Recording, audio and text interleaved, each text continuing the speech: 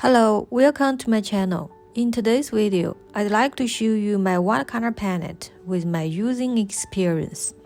This is the first one. It's plastic watercolor palette for top color setting, which has 33 color wheels. It has removable plastic insert plate, and this is convenient for cleaning the mixing space. But you can see it getting aged and became dirty. So it's not easy to see the color when we are mixing. Second one is watercolor pen.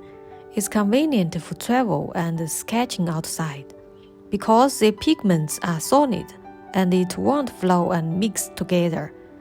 But since I often painting at my studio, I prefer using the top color than it. This is ceramic palette, which is my favorite one, because it won't be aged and became dirty. So it can easily show the color of pigments very well, and it has big space for mixed color.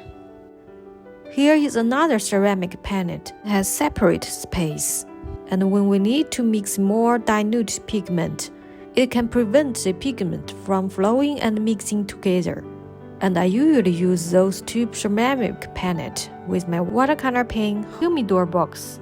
I prefer use ceramic palette than plastic because I often painting in my studio. And ceramic palette are heavy duty. It really don't sneak around. It won't be getting aged and yellow. So ceramic palette are much more pleasant to work with than plastic. The disadvantage of ceramic palette is that it's relatively heavy. It's not lightweight as plastic, so it's more suitable for indoor use.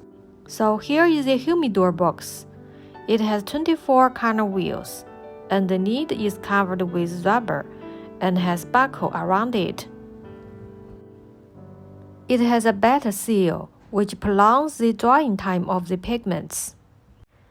At the same time, it also prevents the pigment from flowing and mixing with each other.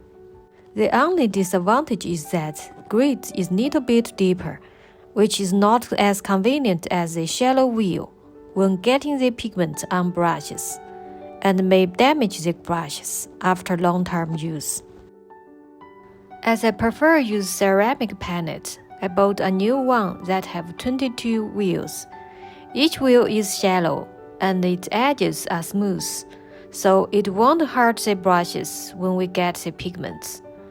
I chose this rectangle one because I thought it would be convenient for me to shoot video, and I use it with my other ceramic palette.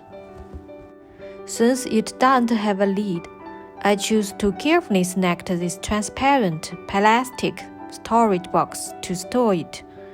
This prevents the painting from drying, and it also convenient for storing the palette. I hope this tour of different palettes can be helpful.